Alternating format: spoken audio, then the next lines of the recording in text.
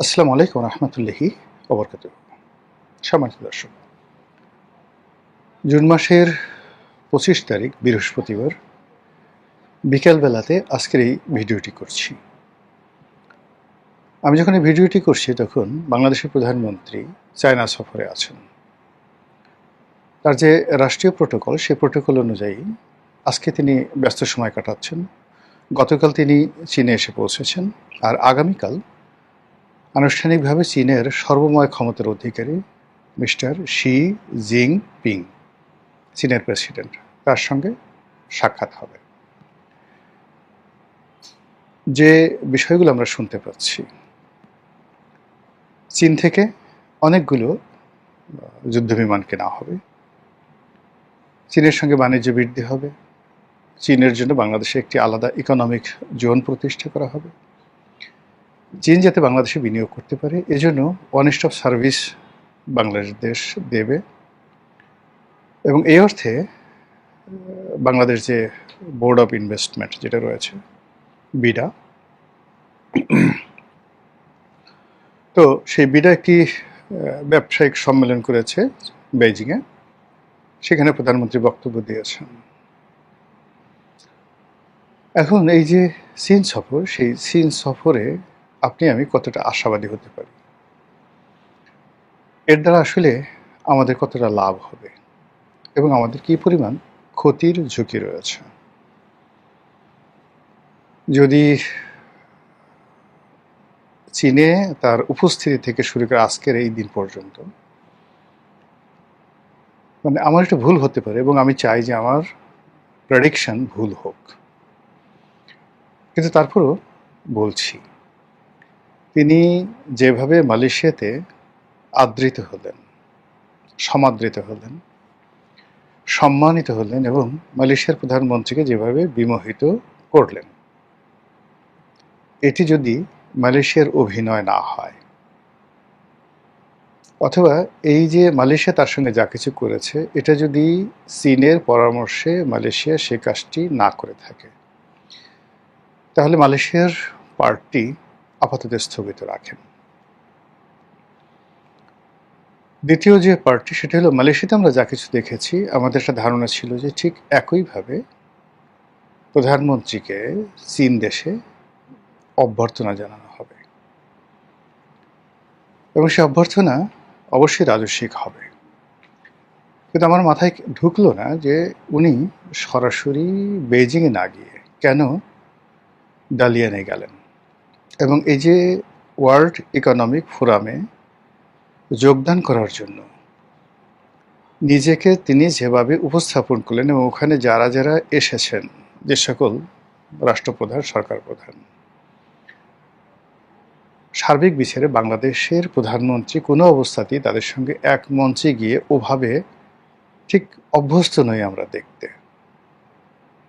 দ্বিতীয়ত আবার সেখান থেকে ডালিয়ান থেকে তিনি বেইজিংয়ে যেভাবে আসলেন ট্রেনে করে, তারপরে বেইজিং রেলওয়ে স্টেশনে তাকে যেভাবে রিসিভ করা হলো, আবার সেই রেল স্টেশনের পাতাল জায়গা থেকে তিনি এক্সেলেটারে করে প্রথমে ট্রেন থেকে নামলেন, লাল কার্পেট দেওয়া হলো, অল্প কয়েকজন যারা অস্ত্রধারী সেনা কর্মকর্তা বা গার্ড রেজিমেন্টের সদস্য যেভাবে লেফট রাইট করে তাকে অভ্যর্থনা জানালেন, এটা আসলে ভালো লাগেনি। আগামীকাল যদি চীনের যে প্রেসিডেন্টের সঙ্গে তার সাক্ষাতের আগে তাকে গ্রেট হলে বা তিয়ান আনমেন স্কোয়ারে আলাদা গার্ড অফ অনার দেওয়া হয়, অথবা ধরুন চীনের প্রেসিডেন্ট এবং সে যৌথভাবে যেভাবে মালয়েশিয়াতে হয়েছে ওভাবে যদি তারা গার্ড অফ অনার গ্রহণ করেন, সেটা ভিন্ন কথা। যদি সেটা না হয়, তাহলে আমাদের জন্য যে ইজ্জতের পাংচার হয়ে গেল, এটা রিপেয়ার করা সম্ভব নয়। এই জন্য আগের দিনে আমি বলছি যে আগামীকাল রাষ্ট্রপতির সঙ্গে প্রধানমন্ত্রীর যে সাক্ষাৎ, সেই সাক্ষাৎটি যেন অসম্ভব জাঁকজমকপূর্ণ হয়, প্রার্থনা করছি। আমি জানি না প্রোটোকলে কি আছে। কিন্তু সেটা যদি না হয় যে ঠিক আছে উনি ওনার হোটেল থেকে বা রাষ্ট্রীয় উনি যেটাতে আছেন এখন রাষ্ট্রীয় অতিথি ভবন আছেন, সেই রাষ্ট্রীয় অতিথি ভবন থেকে যদি তাকে সেই মোটর শোভাযাত্রা সহকারে গার্ড অফ অনার দিয়ে তারপরে প্রেসিডেন্টের সঙ্গে বৈঠকের ব্যবস্থা করা হয়, এটা হবে এক ধরনের রাষ্ট্রাচার। আর যদি সরাসরি তিনি বৈঠক রুমে ঢুকেন এবং সেই বৈঠকের ছবি আমরা দেখলাম না, যেভাবে সর্বশেষ বৈঠক শেখ হাসিনার সঙ্গে হয়েছে জাস্ট হালকা একটু ছবি আমরা দেখেছি, তাহলে আমাদের কপালে অনেক দুর্ভোগ আছে। আওয়ামী লীগ দাঁত ভেংসি মারবে, দিল্লি পাত্তা পেয়ে যাবে, আমেরিকা এবং ইউরোপীয় রাষ্ট্রশক্তি তারা সরকার থেকে মুখ ফিরিয়ে নেবে এবং সরকারকে খুব চিপ মনে করবে, এবং বাংলাদেশে ফিরে আসার সঙ্গে সঙ্গে সরকার বিরোধী যে সকল শক্তি চীনের মদতে আছে, জামাত এনসিপি থেকে শুরু করে অন্য যে সকল দলগুলো, তার মধ্যে অন্য যে সকল দক্ষিণপন্থী সংগঠনগুলো এই মুহূর্তে খুব মাথা নাড়াচাড়া করছে সাদা পতাকা নিয়ে। প্রধানমন্ত্রী ফেরার আগেই আপনি দেখবেন যে প্রধানমন্ত্রীর আগামীকালের সম্মানটি যদি মালয়েশিয়ার মতো হয় তাহলে এক ধরনের ফলাফল হবে, আর যদি একেবারে কোনো রকম ফর্মালিটি ছাড়া, মানে ওই যে তাকে যেভাবে ডালিয়ানে রিসিভ করা হয়েছে, যেভাবে বেজিংয়ে রিসিভ করা হয়েছে, তদ্রূপ রাষ্ট্রপতির সঙ্গে তার যে বৈঠক, সেই বৈঠকে যদি ঠিক ওইভাবে তাকে রিসিভ করা হয় তাহলে বিএনপির কপালে দুর্ভোগ আছে। এখন আমি যেটি বলতে চাই সেটি হলো, আপনি যদি সবার বন্ধু হন, ইট মিনস আপনি আসলে কারো বন্ধু নন। চীন মানে কি বলবো, প্রথম দিন থেকেই একেবারে শেখ হাসিনার সঙ্গে যেভাবে সম্পর্ক রেখেছে, বিএনপির সঙ্গে একইভাবে সম্পর্ক রেখেছে, জামাতের সঙ্গে ছাত্র শিবির, ছাত্রদল, ছাত্রলীগ, যুবলীগ সবার সঙ্গে তাদের সম্পর্ক, এমনকি হেফাজত, চরমোনাই, তাদের সবার সাথে চীন সম্পর্ক রক্ষা করে। শাহজালাল মাজারের যে খাদেম থেকে শুরু করে শাহপরান মাজারের খাদেম, এবং তারা যদি প্রয়োজন মনে করে তাহলে হজরত খানজাহান আলী রহমতুল্লাহ আল্লাহের মাজারের যে কুমিরটিকে ধরে নিয়ে অন্য জায়গায় ছেড়ে দেওয়া হয়েছে, তারা প্রয়োজনে সেই কুমিরের সাথে বন্ধুত্ব করবে। তো এই হলো তাদের বন্ধু ভাগ্য, তারা সবার সাথে বন্ধুত্ব করে এবং কারো জন্য কখনো ঝুঁকি নেয় না, তারা পিছন দিক থেকে সুতা টানে, ফাইট করতে হয় নিজের শক্তিতে। যখন তাদের সবচেয়ে ঘনিষ্ঠ মিত্র এই পাক ভারত উপমহাদেশে, সেটা হলো মহেন্দ্র রাজাপাকসে। মহেন্দ্র রাজাপাকসে যখন পড়ে গেল বা পতন হলো, চীন এগিয়ে আসেনি তাকে উদ্ধার করতে। শেখ হাসিনা তাদের খুবই ঘনিষ্ঠ বন্ধু ছিলেন। তিনটি যে নির্বাচন, যেটি নিয়ে আমরা আন্দোলন লড়াই সংগ্রাম করেছি, তিনটি নির্বাচনের মদতদাতা, প্রথম অ্যাক্রিডিটেশন দেওয়া এবং একটা কর্তৃত্ববাদী শাসন বাংলাদেশে প্রতিষ্ঠিত হচ্ছে অনেকটা চীনা কমিউনিস্ট পার্টির কর্তৃত্বের মতো, এবং শেখ হাসিনার ক্ষমতা ক্রমশ মিস্টার শি জিনপিংয়ের মতো হচ্ছিল। এটা চীন ওয়েলকাম জানাচ্ছিল। কিন্তু সেই শেখ হাসিনা যখন বিপদ এলো, চীনের চোখ উল্টাতে একটা মিনিট লাগেনি। আরও যদি স্পষ্ট করে বলতে হয় যে শেষবার যখন শেখ হাসিনা তার কাছে বা তাদের কাছে গেল, ঠিক সেই সময় তাকে যদি ওইভাবে খালি হাতে ফিরিয়ে দেওয়া না হতো, তাহলে এই যে তার যে অবদমিত মন, তার যে ফ্রাস্ট্রেশন, সেই ফ্রাস্ট্রেশনের কারণে সে সংবাদ সম্মেলনে বেফাস কথা বলল। আপনি আমাকে দাওয়াত করে নিলেন, দাওয়াত করে নিয়ে মুখ ফিরিয়ে রাখলেন, খাবার দাবার ভালো মতো দিলেন না, প্লেটে টুংটাং শব্দ করলেন, তারপরে শেষে খাবার টেবিলে আপনি আমার সঙ্গে বসলেন, বড় বড় হাই তুললেন, 3-4টে হেসকি দিলেন, তারপরে আমি খাচ্ছি, আপনি সেই দাঁত খিলান করলেন, একটু নাকের সর্দিটা মুছলেন, জিহ্বাটা বের করলেন, 3-4টা হাসি দিলেন, খাবার আর থাকে বলেন তো, কাশি দিলেন। এইরকম মানে আপনি যে কাউকে অপদস্থ করতেছেন, নানাভাবে করতে পারেন, তার সমস্ত কাজের যে স্পৃহা আপনি নষ্ট করে দিতে পারেন আপনার ঘরের মধ্যে নিয়ে, বাইরে থেকে পারবেন না। তো শেখ হাসিনার পতনের যে ঘন্টা, সেই ঘন্টা বেজিং থেকে বেজেছিল।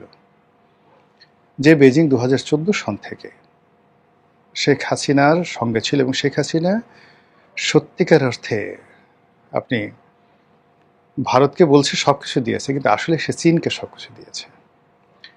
আপনি যদি 2014 সনে চীনের সঙ্গে বাংলাদেশের বাণিজ্য দেখেন আর চীনের সঙ্গে ভারতের বাণিজ্য দেখেন, সেখানে দেখবেন যে চীনের সঙ্গে তখন আমদানিতে ভারত ছিল 1 নম্বর 2014 সনে।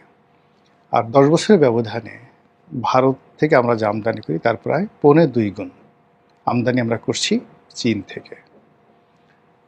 চীন থেকে যে পরিমাণ অর্থ নেওয়া হয়েছে, যে ধরনের প্রকল্প দেওয়া হয়েছে, যে ধরনের কাজ কর্ম চীনকে দেওয়া হয়েছে, তার 10 ভাগের 1 ভাগ কাজও ভারতের কাউকে দেওয়া হয়নি। কিন্তু সেই চীন শেখ হাসিনাকে উস্কে দিয়েছে, শেখ হাসিনা হাতকে দুর্বল করেছে, তাকে বন্ধু আমার জাদু জানে ওই ধরনের কথা গান না বাজিয়ে কানের কাছে সারাক্ষণ বলেছে। আর তাদের সেই প্রলোভনে পড়ে শেখ হাসিনা প্রায়ই উড়াল দেওয়ার চেষ্টা করেছেন, প্রায়ই দিল্লিকে অস্বীকার করার চেষ্টা করেছেন, প্রায়ই আমেরিকা, এই যে আমেরিকার সঙ্গে সে যে ব্যবহারটা করেছেন শেখ হাসিনা, পুরোটাই চীনের উপর ভরসা করে। তো মানে ওই যে হিন্দিতে একটা কথা আছে, আখি আছে গুলিয়ে মারো। মানে চোখ আপনি যদি পিটপিট করেন, কারো দিকে তাকেন, চোখ মারেন, কথা বলছেন, পেছন থেকে ধরেন একজন অর্ধেক অর্ধেক প্রেম চলছে একজনের সাথে, এসে অনেক সুন্দরী একটা মেয়ে হঠাৎ করে আপনাকে একটা চোখ টিপ মারলো, আপনি বর্তমান প্রেমটা ছেড়ে দিয়ে তার দিকে আসলেন, এসে যাওয়ার পর সে আপনাকে গালের উপর চটাং করে একটা থাপ্পড় দিয়ে বসলো। শেখ হাসিনার ক্ষেত্রে ঠিক ওই রকম একটা ঘটনা ঘটেছিল। তারেক রহমান সাহেবের এখন যে বাস্তব অবস্থা, এই বাস্তব অবস্থায় তার আসলে কি করণীয়, তার কি করা উচিত? যদি সত্যিকার অর্থে কেউ তাকে ভালোবাসে, ধৈর্য সহকারে তাকে সে ব্যাপারে বুদ্ধি দেওয়া, পরামর্শ দেওয়া উচিত।